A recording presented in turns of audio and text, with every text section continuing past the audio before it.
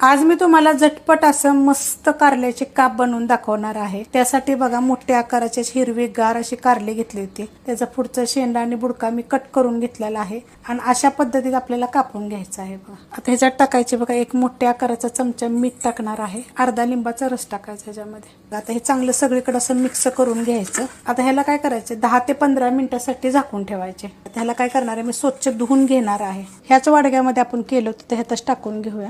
मिरची पावडर घेतलेली आहे, एक कलरवाली अर्धा चमचा, थोडीशी हळद घेतलेली आहे, अर्धा चमचा गरम मसाला पावडर, अर्धा चमचा जिरे धने पावडर, थोडंसं मीठ घेतलेलं आहे आणि ही हिंग पावडर घेतलेली आहे। लसूण आणि आलं मी कुटून घेतलेलं 1 चमचा आणि थोडीशी कोथिंबीर घेतलेली आहे।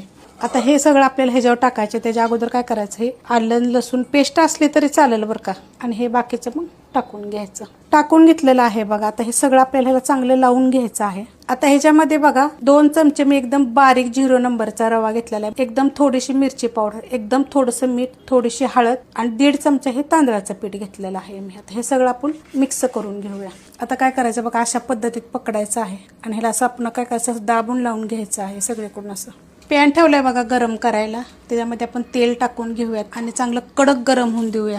हे अशा पद्धतीने ठेवताना सुद्धा आपल्याला काय करायचं माहिती आहे का, झाडूनच ठेवून घ्यायचं आहे।